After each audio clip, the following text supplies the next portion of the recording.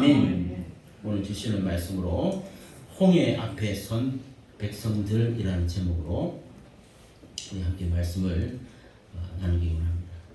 여러분, 만약에 우리 이 건물에 갑자기 큰 불이 난다면 여러분 어떻게 바로 지금 행동하실 것 같습니다.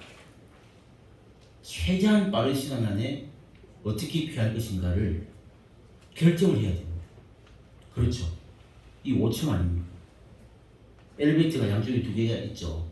아니면 옥상이 또 바로 있죠. 계단도 있고. 자, 그래서 이 불이 났는데 어떻게 지금 바로 행동해야 될까? 최대한 빨리 결정해야만 피할 수가 있습니다. 여러분, 그래서 우리 영화관 같은 데 보면 그 영화 상영하기 전에 화면으로 그 대피할 수 있는 그 장소를 쫙 이렇게 꺼가면서 이게 그 대피하는 그 비상구를 이렇게 알려주는 영상을 한 몇 초 정도 이렇게 보여주잖아요. 예, 아마 다 아실 것입니다. 근데 저는 그걸 보면서 생각했던 게 뭐냐면, 우리나라에는요, 그거를 심각하게 찾아보는 사람이 거의 없다는 거예요. 그러니까 영화 빨리 시작해라. 빨리 지나가는 거지. 그 아무리 처음 간 영화관인데도 거기 대피소가 내가 혹시나 이 불나면 어디로 가야 되는가 이거를 자세히 보는 사람이 거의 없어요. 그때 막 팝콘 먹고 뭐 딴 사람하고 시작하기 전에 막 휴대폰 끄라 이러지. 그거 잘 안 봐요. 왠지 아세요? 우리나라 사람들은 불감증이 있어요. 불감증이. 그래서 뭐 설마 내가 지금 이 영화 보고 있는데 이 건물에서 뭐 불이 나겠냐, 이런 생각도 가지고 있는 것도 사실인데, 또 한 가지가 뭐가 있냐면, 혹시라도 불이 나면 지금 여러분 멀쩡할 때는요, 지금 불 나면 내가 어디로 가고 어떤 선택을 하고 결정해야 될지가 잘 생각이 나잖아요. 그러니까 뭐 불 나도 그때 따라서 빨리 처신을 하면 되지, 이렇게 생각해가지고 크게 이렇게 위험하거나 대수롭지 않게 생각한다는 거예요. 이 일반 사람들의 마음과. 여러분, 선진국은 안 그래요. 그러니까 우리나라가 선진국이 아니라는 뜻은 아닌데, 그런 데 있어서 아주 철저하게 대비하는 나라가 있거든요. 근데 그런 나라들 보면 일본이라든지 미국이라든지 프랑스나 이런 데 보면 유치원에서부터 완전 달라요. 그리고 직장이나 또 학교나 이런 데서 보면 정규적으로 계속 불도 안 나고 뭐 지진도 없는데도 계속 대피 운전을 하는 것을 우리가 언론에서 많이 보셨을 거예요. 어린 아이들부터 그래요. 그게 그 일상생활 되어 있는데, 왜 그러냐면은 여러분, 훈련을 해본 거하고 훈련이 안 된 사람하고는 실제적인 큰 위기가 닥쳐보면 알아요. 준비가 잘 되어 있는지, 훈련 잘 되어 있는지, 아니면 내가 이거 진짜 실수했구나, 그때 가서 느껴봤자 이게 어쩔 수가 없는 거예요. 훈련이 잘 된 사람은 그만큼 피해도 생명도 지킬 수 있다라는 것이죠. 여러분, 그 긴박한 사고가 났을 때 우리 인명을 구조할 수 있는 처음에 아주 중요한 시간이 있잖아요. 여러분, 우리 그 세월호 때문에 저도 처음으로 알게 됐는데, 그걸 뭐라 그러죠? 골든타임이라고 그러죠. 이 모르는 사람이 없을 거예요. 저도 그래, 세월호를 보면서 그 골든타임이 도대체 우리나라가 뭘 했나. 아니, 저 같으면 헬기에서 뛰어내려가지고 막 망치라도 끼워가지고 유리 깨서 애 뺄 건데, 아무도 그 어떤 행동도 하지 않는 나라를 보면서 저는 기가 찼어요. 거기서 그냥 빠져 죽는데 구출한 사람은 몇 없잖아요. 다 죽었단 말이죠.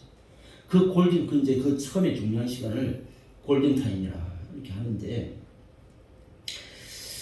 저는 이번에 오늘 이 말씀을 준비하면서 이 골든타임, 저는 지금이요, 여러분, 골든타임이라 생각해요.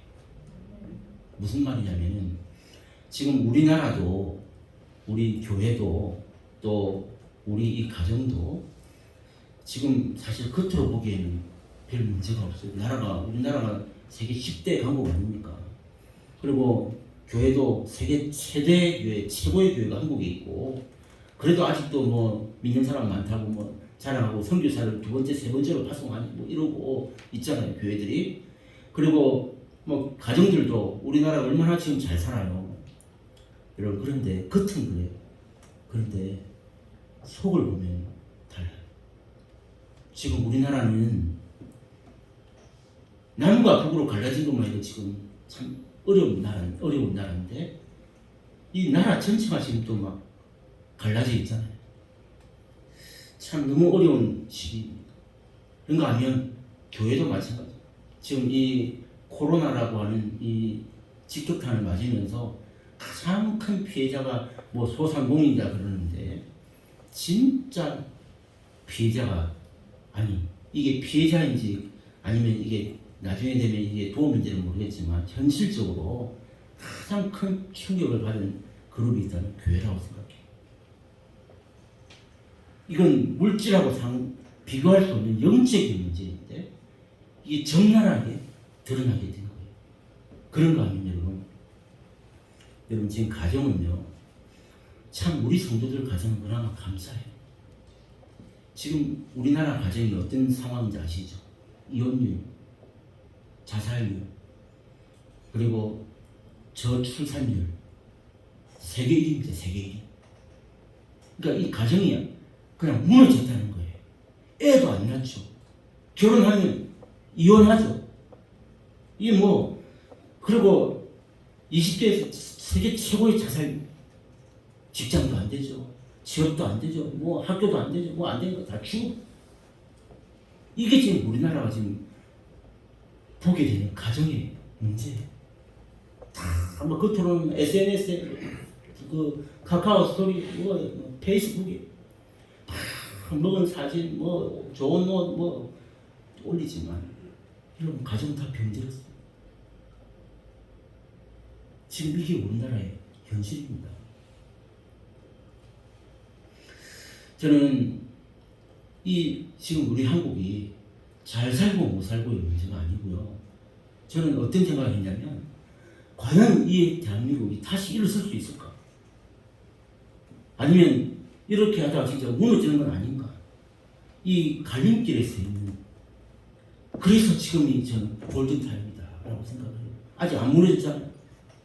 아직 안 죽었잖아요. 차라리 지금이 그래서 골든타임이 아닌가. 우리에게 정말 바꿀 수 없는 가장 중요한 시간이다라는 것을 오늘 말씀을 통해서 잠시 나누기 원하는데요. 여러분, 그래서 오늘 첫 번째로 나누고 싶은 말씀은 이 중요한 골든타임에 우리는 무엇을 할 것인가.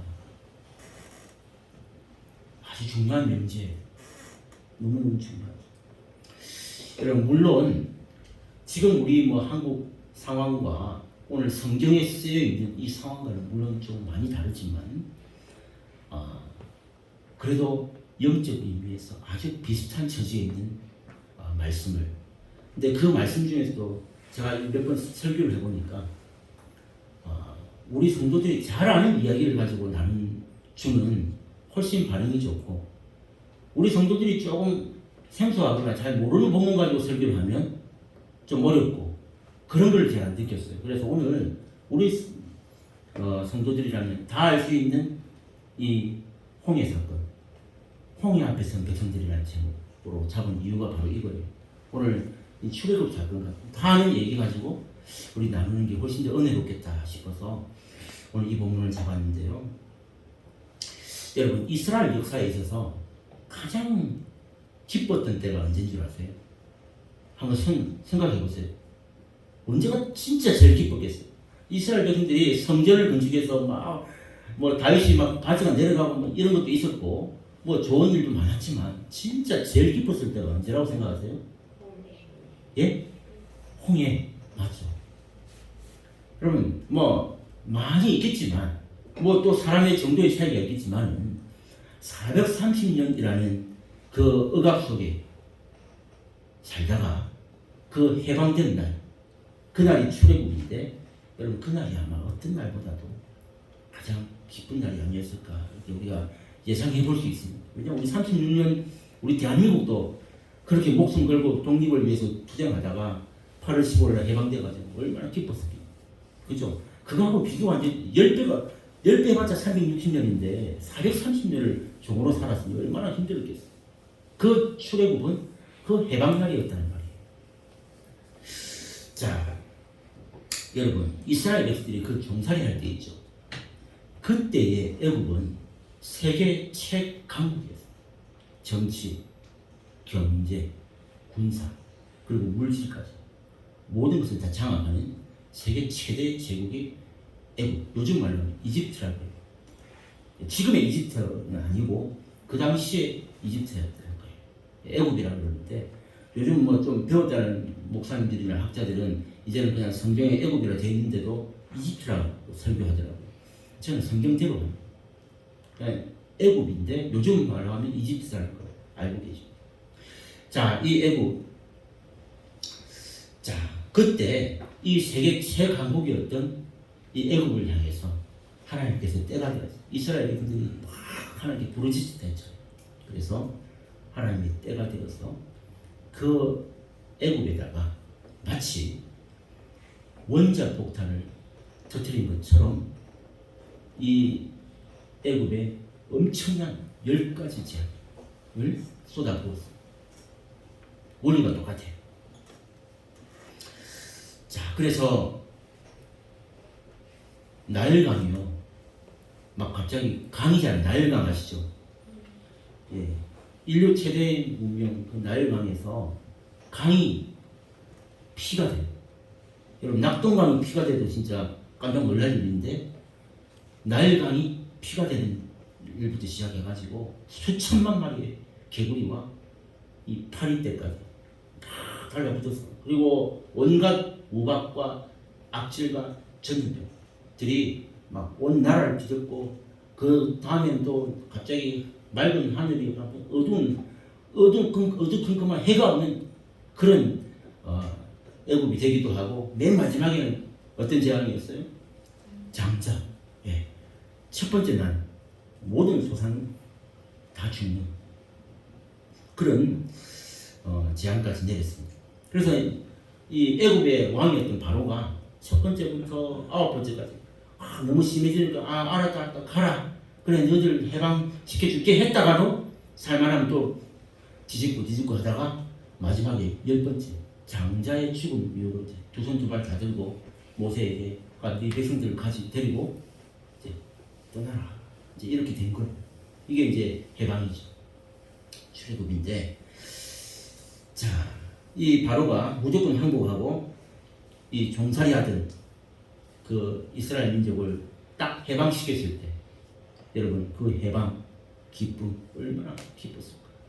430년의 종살이 이런 거 생각해 봤을 때 그때가 제일 기뻤을 거라 이렇게 상상할 수 있을 것입니다. 그런데 여러분 이스라엘 백성들이 이 기쁨이 잠시였다는 거예요. 해방했다고 막 기뻐서 이제 우리 이제 갈 길 간다고 모세가 하나님의 명령을 받았잖아요. 말씀을. 그래갖고 이제 이 지도자 따라서 가면 되는 줄 알고 갔는데 무슨 일이 벌어지면 너무너무 기뻐가지고 막 이렇게 출발을 했는데 막상 갔는데 어디로 갔느냐? 막다른 골목으로 가고 있어요. 앞에는 가도 점점 가까워지는 게 홍해 바다였다. 근데 여러분 양옆에는요 큰 산들이 이 양쪽에 산이 있어요. 근데 이 앞으로 가니까 앞에 바다가 홍해 바다가 이게 간다고 갔는데 진퇴양난이라고 그러잖아요. 이 막 그 많은 백성들을 끌고 이제 갔는데 앞에는 바다라서 더 이상 가지를 못해. 양옆에 큰 산이라 이거 갈 수도 고립된 거예요. 그런데 이때다 싶어가지고 안 그래도 430년을 부려먹던 그 종들을 공짜로 그냥 내보냈는데 여러분 그 기뻐할 사람이 어떻게 억울했죠. 10가지 재앙 때문에 두 손 두 발 다 들었던 그 바로가 갑자기 마음이 바뀌면서 군사들을 모집해가지고 다시 저를 끄집어오라. 마음이 또 바뀐 거예요. 그래서 이제 이스라엘 백성들을 추격하러 달려갔는데 도관에 던진 거예요. 가보니까 좀 빨리 갈 필요도 없어요. 앞에는 바다, 옆에는 산이라서 뭐 갈 수도 없고 막혀 있어요. 여러분 이제 입장 바꿔 생각하면 이스라엘 백성들은 이제 이때부터 난리가 난 거예요. 뭐냐? 차라리 애굽에서 그냥 가만히 있는 게 나을 뻔했어. 나온다고 이렇게 설쳤다가 이제 여기서 이제 아니면 도망가면 바닷물에 빠져 죽든가 아니면 저 애국 군대가 쳐들어오는 그 상황 가운데서 저들의 칼이나 이 마병의 그 바퀴에 깔려 죽거나 하여튼 저 군사들에게 죽든지 아니면 그 바닷가에 빠져 죽든지 뭐 이래 죽거나 저래 죽거나 죽는 거예요. 이런 상황이 펼쳐졌다는 것이죠.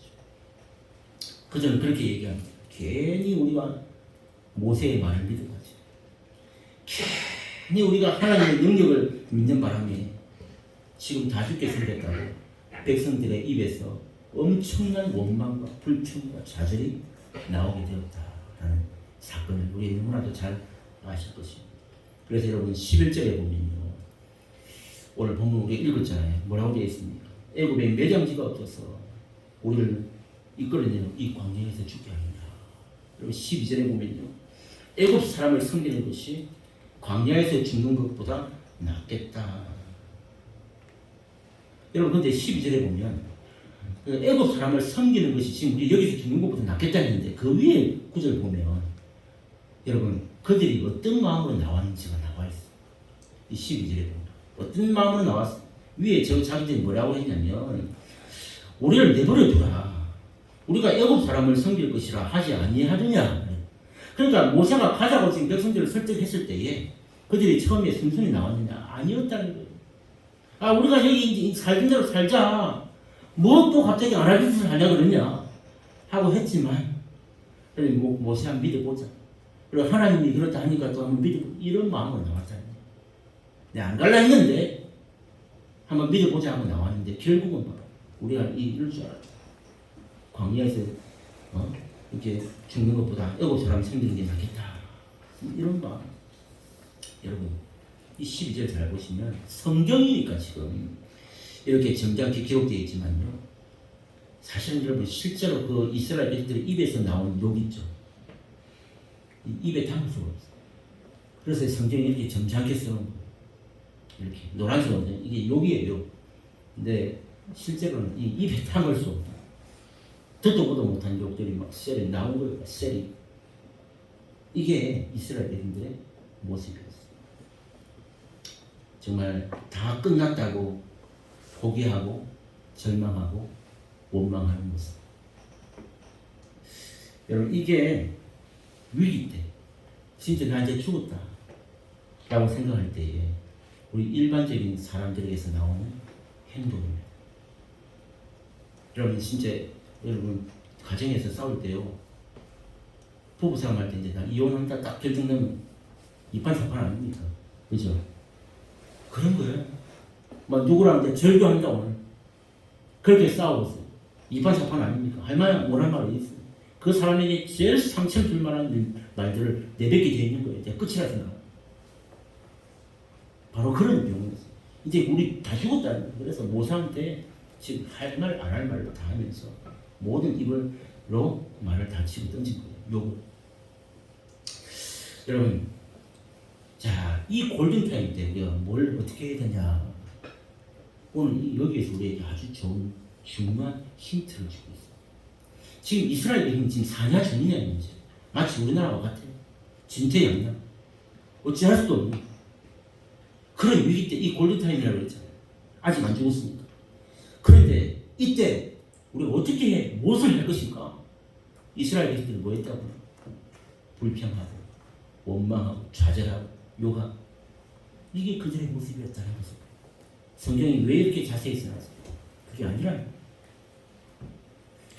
게 어디 나와 있냐면 오늘 그들의 마지막 역사가 어떻게 되는지를 하나님이 보여주고 계시고 오늘 다 읽지는 않았지만 결론은 우리가 알기 때문에 드리는 말인데 그게 아니었다는 거예요. 어떻게 해야 되느냐. 여러분 어떤 순간에도 우리는 모든 것이 하나님의 손에 달렸다라는 것을 믿어야 됩니다. 할렐루야. 이걸 어떤 순간 설령 우리가 죽는다 할지라도 우리의 인생은 모든 것이 하나님의 손에 달렸다라는 것을 여러분 이거 잊어서는 안 된다는 것이죠. 왜냐하면 신약 성경에도 나와 있지만 여러분 하나님은 참새 한 마리도 하나님의 허락이 없이는 땅에 떨어지지 않는다라고 약속해 주셨습니다. 믿습니까? 이게 우리의 존재예요. 참새 한 마리, 이 땅에 사는 민물조차도 하나님의 손에 있는 우리일까? 라고 성경이 말씀하고 있지 않습니까? 여러분, 그래서 이런 죽음의 위기, 정말 이제 끝났다고 포기해야 될 만한 위기, 절망 가운데 원망이 터져 나올 이때 이 위기가 막 우리가 이렇게 막 다 끝났다고 막 원망과 욕과 저주를 쏟아볼 때가 아니라, 여러분, 이때는 바로 우리가 하나님을 붙잡아야 할 때다라는 사실을 믿으시기 바랍니다. 우리 인생에 이런 일이 한두 번 있을 수가 있어요. 또 여러 번 있을 수가 있어요. 그런데 우리는 대부분의 사람들은 이 이스라엘 백성들처럼 그러면 안 되는 길을 타고 있는 원망과 분노와 불평으로 끝났다고 생각하고 이 골든타임을 어떻게든 하나님의 손에 맡기고 회복시키려고 하지 아니하고 그냥 인간적인 내 마음이 주는 대로 그냥 해버리니까 이 일을 더 커지게 만들고 어렵게 만들고, 그럴수록 우리는 하나님을 붙잡아야 하고 하나님의 능력을 의지해야 한다는, 오늘 이 이스라엘 백성들이 보여주는 이 위기에 대해 우리가 배워야 할 교훈이다라는 것이죠. 여러분, 제가 정말 좋아하고 여러분들도 좋아하는 인물 중에 다윗이 있지 않습니까? 다윗은 자기보다 월등히 힘이 센 그 골리앗과 싸울 때에, 여러분, 다윗이 한번, 저는 이 말을 정말 이 사무엘상 17장의 말씀을 너무 좋아하고, 다윗이 골리앗 그 얼굴 앞에다 대고 뭐라고 얘기를 합니까? 너는 칼과 창과 단창으로 내게 나와왔지. 나는 만군의 여호와인데 네가 모욕하는 이스라엘 그 군대의 하나님의 이름으로 내게 나아가노라. 이 다윗이 그렇게 해서 간 거 아닙니까? 여러분, 그 말을 던지고는 뭐라고 다윗이 말합니까? 창도 아니고 활도 아니고 다윗이 잡은 게 뭐예요? 개울가에서 울맷돌 하나 있어요. 너는 칼과 창과 단창으로 무장해서 나한테 오지만 자기는 하나님의 이름으로 가는데 개울가에서 물맷돌 하나 잡아가지고 집어 던졌는데 골리앗 머리가 박살이 났죠.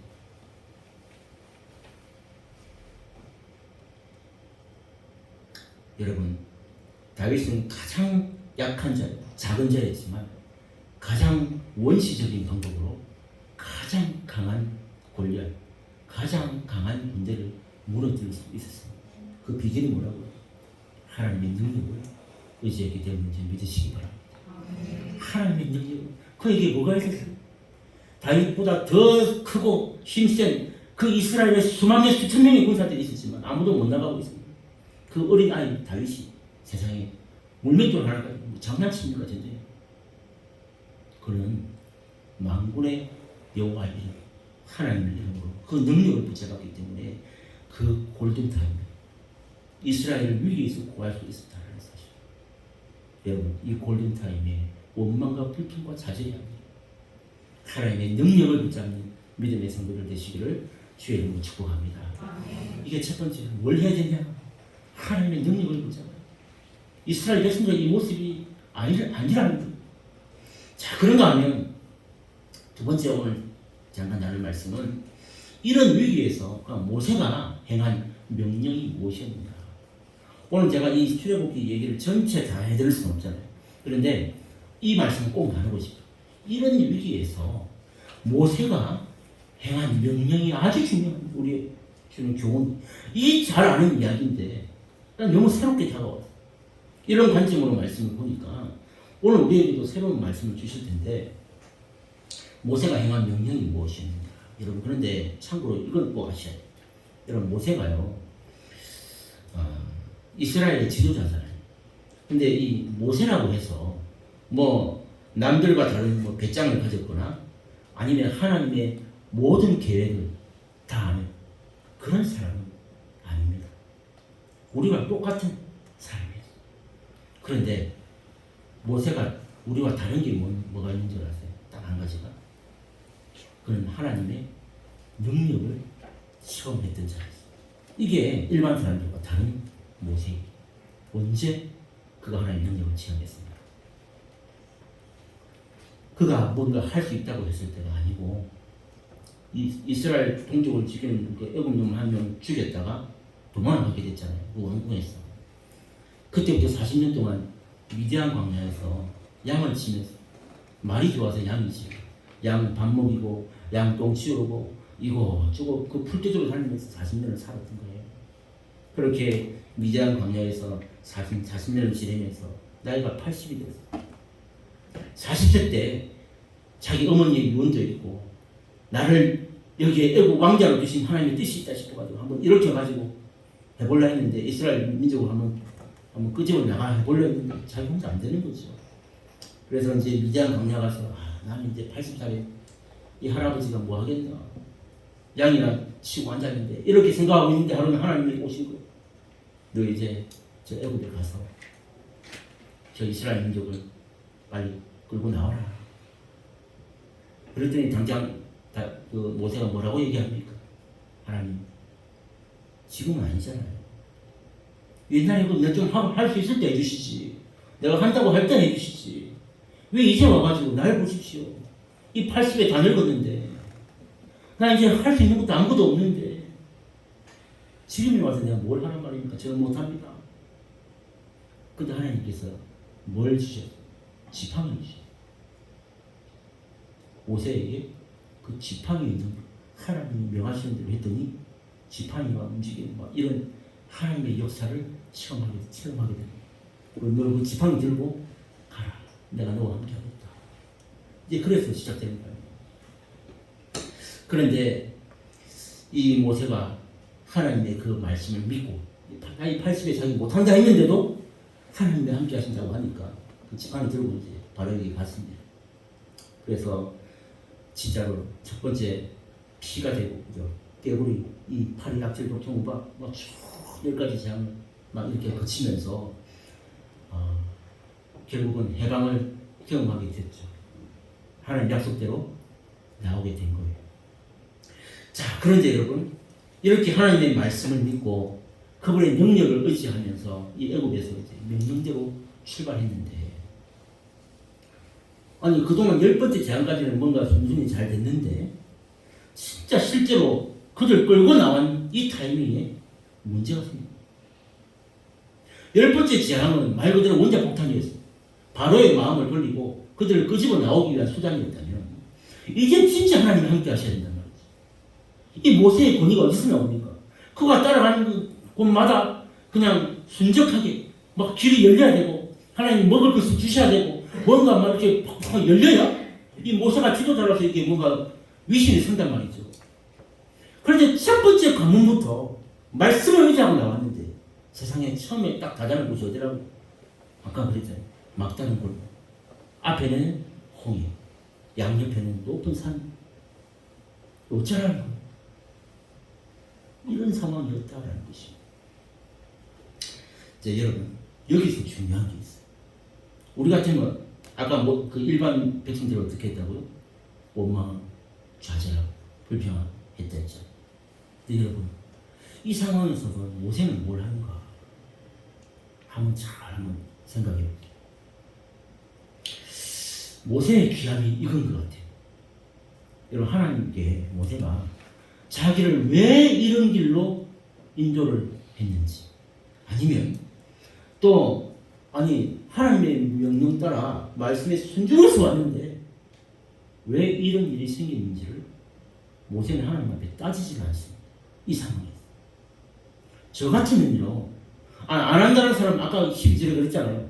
우리 안 간다 했는데 백성들이 딱 그러잖아요. 왜 굳이 데리고 나와가지고 이 광야에서 죽게 하냐고 이렇게 이런 말 할 수 있을 것 같아요. 하나님 앞에 그냥 못한다 했잖아. 근데 굳이 안 한다는 사람은 해가지고 또 10가지 재앙을 왜 보여줬어 그러면? 그래가지고 나왔는데 왜 이게 뭐냐? 하나님 앞에 얼마든지 하소연할 수 있지 않겠어요? 이 모세는 따지질 않아요. 왜 그랬을까요? 왜 안 따졌을까요? 여러분 모세에게 중요한 건 지금 모세가 가장 중요한 게 뭔지 아세요? 하나님께서 말씀을 주시느냐 안 주시느냐, 이게 가장 중요합니다. 그게 말씀의 능력을 맛본 자의 모습. 지금 이 상황에서 막다른 골목이냐 아니냐가 중요한 게 아니고, 하나님이 지금 말씀을 주시느냐 안 주시느냐, 여기에 내 생명도 내 인생도 달렸다는 것을 그런 10가지 이 재앙 속에서 체험을 하고, 그 지팡이 들고 체험을 합니다. 그래서 지금 현재 모세는요, 이 홍해 앞에서 오도 가도 못하는 상황이 됐지만 하나님께 그걸 묻지 않습니다. 왜 나를 이런 길로, 왜 나에게 이런 일이 생기죠? 인도했냐고, 이렇게 행하셨냐고, 하나님 살아계시냐고, 이거 안 물었어요. 오직 그에게 중요한 것은 하나님의 말씀이 들리는지 안 들리는지, 이게 제일 중요한 문제였다라는 것이죠. 그래서 모세는 지금 이스라엘 백들이 막 지금 수십만의 그 백성들이 그 바닷가 앞에 그 한복판에서 원망하고 불평하고 좌절하면서 모세에게 막 집어 던지고 막 온갖 일이 다 있었을 텐데, 여러분 그렇게 하면 할수록 소리를 지르고 원망하면 모세는 지금 하나님의 말씀을 들을 수가 없는 거예요. 하나님의 음성을 들어야 되는데 백성들이 소리 지르고 원망하고 불평하고 하니까 이 하나님의 말씀을 들을 수가 없었습니다. 그래서 이스라엘 백성들에게 모세가 명령합니다. 뭐라고 하냐? 여러분 13절에 한번 뭐라고 했어요? 너희는 두려워 말고 가만히 서서 여호와께서 오늘 너희를 위하여 행하시는 구원을 보라. 이게 지금 모세의 마음이에요. 두려워하지 말고 가만히 서서 여호와께서 오늘 너희를 위하여 행하시는 구원을 보라. 이 모세는 지금 민정구석에 있었다는 거예요. 전혀 두려워하거나 뭔가 잘못됐다고 생각하지 않아요. 하나님 행하시는 걸 보라. 확신 가운데 있다는 것을 보게 됩니다. 여러분, 그런데 이 사실, 이 상황 가운데서 어떻게 두려워하지 않을 수가 있겠습니까? 모세도 사람입니다. 우리랑 똑같은 자라고 했잖아요. 그것도 두려웠을 거예요. 그래서 오늘 이 모세는 두려워하는 이 백성들에게 두려워하지 않는 법을 가르쳐줬어요. 이 위기 가운데서 하나님이 행하시는 그 능력을 체험하기 위해서 어떻게 해야 하는지 두 가지를 오늘 우리에게 가르쳐주고 있다. 이게 오늘 진짜 메시지. 자, 여러분, 첫 번째 방법이 뭡니까? 오늘 이 말씀 첫 번째 방법이 뭐예요? 떠들지 말고 가만히 있으라. 이게 첫 번째 방법. 너 두려워하지 말고 떠들지 말고 가만히 있으라. 오늘 그렇게 말씀합니다. 여러분, 사람들이요, 막 위기 때 막 소리를 막 지르잖아요. 내가 그렇지 않았어! 막 그러잖아요. 막 소리를 인정을 지릅니다. 화가 나고 불평하고 원망이 되면 우리 모습이 그래요. 막 소리를 막 이빨이, 오늘 제가 안 쓰던 말이 막 나오는데 막 나오잖아요. 왜 그런지 아세요? 두려워서 그래요. 이 소리를 지르잖아요. 이게 저도 자신도 통제할 수 있는 두려움이 있으니까 막 소리를 지르게 됩니다. 여러분, 소리를 지르고 나면 좀 나아요. 사실은 이게 심리학적으로도 물론 다 있지만, 이게 소리 막 두려울 때 막 가만히 있는 거야. 막 소리 지르고 나면 조금 막 그냥 조금 안심이 되는, 좀 풀리는 이런 느낌이 없지 않아 있긴 해요. 그런데 오늘 이 모세의 명령 앞에서 우리가 깨달아야 될 첫 번째 메시지가 뭐냐면, 우리 성도는, 하나님의 백성은 위기 때, 진짜 어려울 때 떠들면 안 된다. 떠들면 안 된다. 이걸 보여줘요. 아까 제가 소리를 지르다 그랬잖아요. 일반적인 사람들이거든요. 근데 진짜 하나님의 백성, 성도는 정말 위기 가운데 죽음 문턱에 앞에서도 떠들지 말라 라는 것입니다. 왜냐하면 하나님의 말씀을 들을 수 없기 때문에. 이게 모세가 주는 너무너무 귀한 교육. 우리가 자꾸 입으로 말하고 자꾸 떠들어대잖아요. 그럼 뭐가 안 들릴까요? 하나님의 말씀이 안 들려요. 이게 중요한 삶을 자꾸 입으로 말해요. 자꾸 떠들어요. 하는 거 하나도 없이. 그게 안 되는 거예요. 고쳐요.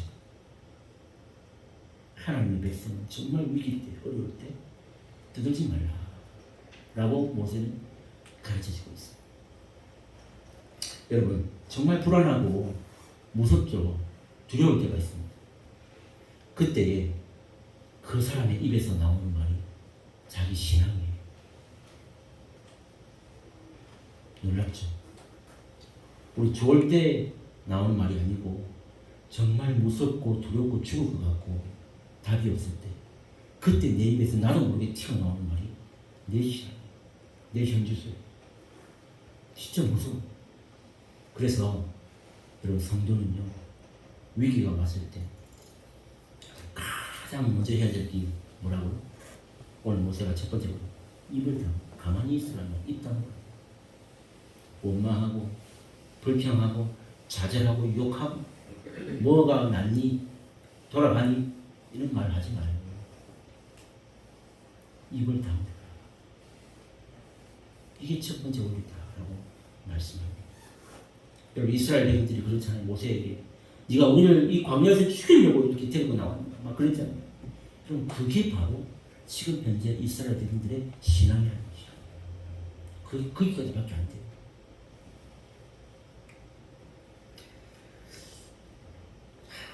우리는 하나님 말씀도 필요 없고 기적도 필요 없고 다시 우리 애굽에서 종노릇 하면서 그냥 그렇게 개처럼 시키면 시키는 대로 하면서 먹고 사는 게 더 낫습니다. 이런 뜻이잖아요. 애굽에서 사는 게 더 낫겠다 이 말이에요. 여러분, 하나님은요, 위기 때 우리가 하는 말 다 듣고 계세요. 이게 또 이제 놀라운 일이죠. 우리의 말을, 입술의 이 말을 행한 대로 하시잖아요. 다 듣고 계신다는 거예요.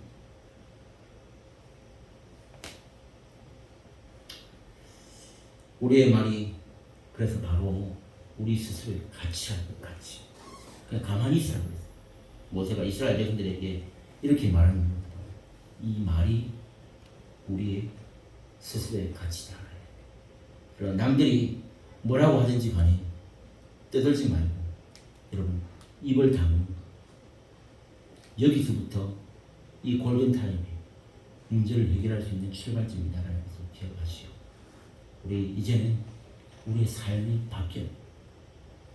우리도 모르게 이렇게 한다니까요. 그래서 가정에서, 교회에서, 여러분 속한 모든 직장이나 공동체에서 위기 때 내 기분대로 분풀이 하지 말고 입을 열지 마시고 입을 다물어서 하나님의 말씀에 기울이는 성도들 되시기를 주의 이름으로 축복합니다. 이게 모세가 가르쳐준 오늘 첫 번째 원리예요. 자, 두 번째, 그 다음에 어떻게 하느냐. 두 번째로는요, 하나님께서 너희를 위하여 행하시는 구원을 보라 그랬잖아요. 하나님께서 행하시는 일을 조용히 지켜보자 라는 것이에요.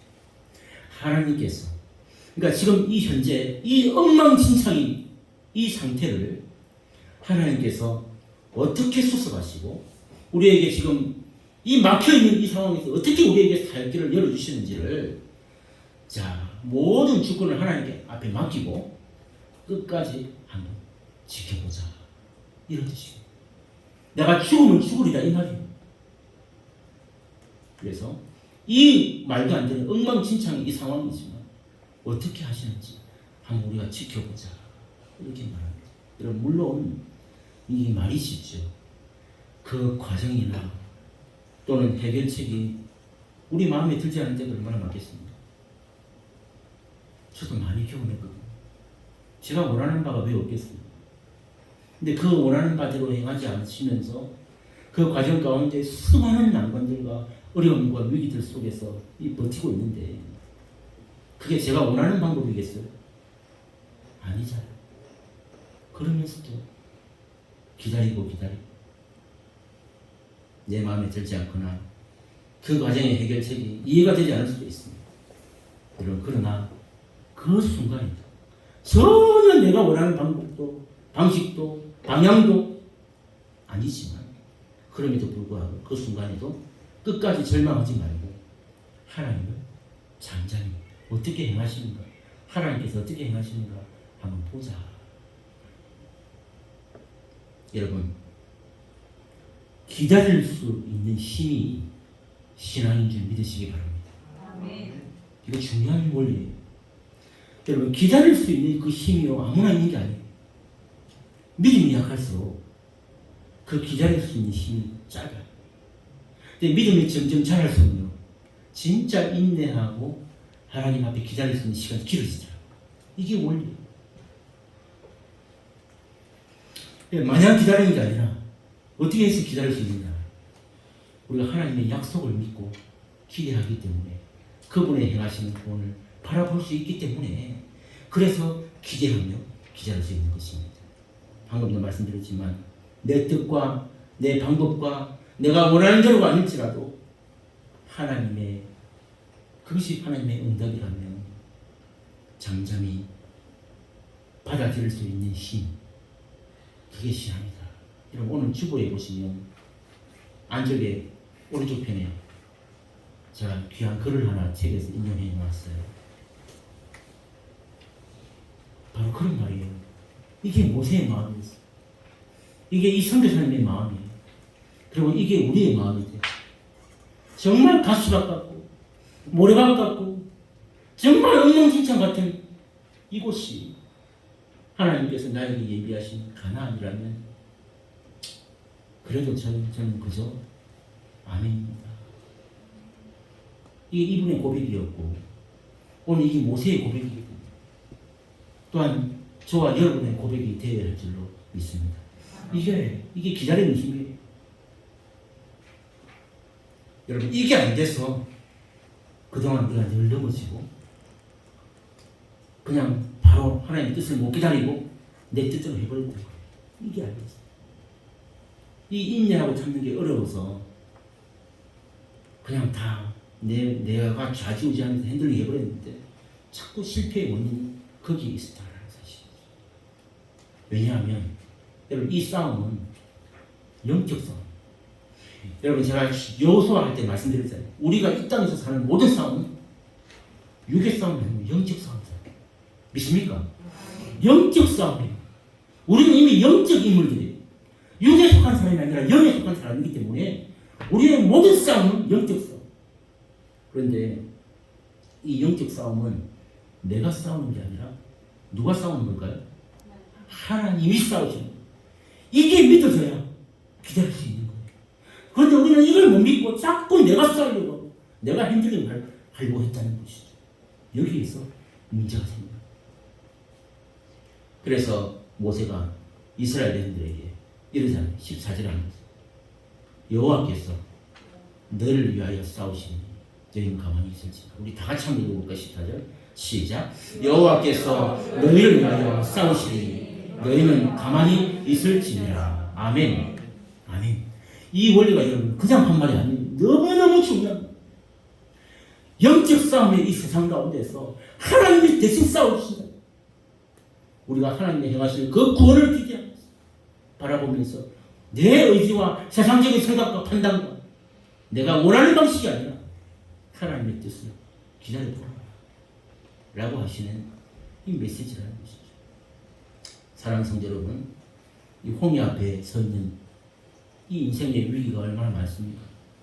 지금 나라도 교회도 가정도 직장도 다 위기고 힘들다고 하는 이 위기 앞에서 여러분 오늘 주신 말씀들을 잊지 마시는 거예요. 오늘 우리가 받은 말씀이 뭐예요? 모든 것이 하나님의 손에 있다는 사실 믿으시기 바랍니다. 아멘. 또한 다윗처럼 모세처럼 하나님의 말씀과 능력을 붙드시기 바랍니다. 왜 잠잠하라 그랬죠? 말씀이 안 되거든. 말씀 듣기 입으로 자꾸 열고 자꾸 아무것도 안 하면서 입만 열면 잠잠하고 하나님의 말씀 받아야 된다. 어릴 때일수록 하나님께서 행하신 영적 싸움인데 하나님께서 행하신 그 일을 바라보며 기다리며 행하신 그 하나님을 그냥 인정할 때 여러분 우리보다 크신 하나님 우리에게 가장 좋은 것은 나라도 교회도 가정도 여러분의 직장과 물질도 하나님 책임져 주시는 기적의 역사를 이제 보게 될 것입니다. 그래서 우리 이제 리더십 기도회를 이제 3월 5일부터 시작합니다. 첫 출발. 뭘 저한테도 많은 분들이 막 그래요. 왜 아직 뭐 새벽기도도 안 하냐? 뭐도 안 하냐? 그 하라고 한다고 옵니까? 지금 이 상황에 뭐 주일날 오라 한다고 옵니까? 특히 우리 같이 이렇게 이 신앙의 연수가 짧은 이런 교회에서 오라고 한다고 오는 게 아니잖아요. 뭐 다른 교회들 보니까 70% 80%가 다 막 오래 믿은 사람들은 새신자가 없는 교회들이 있더라고. 그런 교회들은 막 70% 80% 온대요 지금.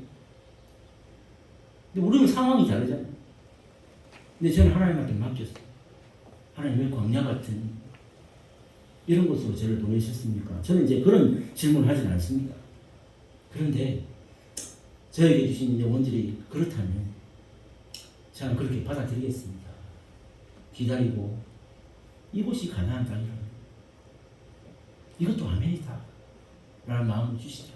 그래서 억지로 하는 것보다 이제 이 기도회를 통해서 우리가 먼저 기도하고 이 기도가 흘러갈 때 우리 전체 성도들에게 은혜가 흘러가고 마음이 바뀌고 다시 교회로 향한 오라가 아니라 하나님께서 그들을 바꾸어 주시는 기적의 역사를 저는 반드시 보게 될 줄 믿습니다. 여기서 출발. 그래서 우리 입을 다물고 우리 하나님 앞에 우리 나라의 문제도 있지만 우리 교회에 지금 당장 시급한 문제들도 있죠. 그리고 여러분 가정의 문제도 있잖아요. 자녀도 있잖아요. 물질도 있잖아요. 건강도 있잖아요. 얼마나 많아요. 이거를 입으로 다 우리 하나님 앞에 기도하고 그런 출발점이 되었으면 좋겠습니다. 사랑하는 성도 여러분, 그런 우리의 모습을 통해서 하나님의 이 행하신 이 말씀을 의지함으로 하나님의 행하신 일을 반드시 경험하는 우리 양산호 산학교의 모든 성도들 다 되시기를 주님의 이름으로 축복합니다. 우리 주신 말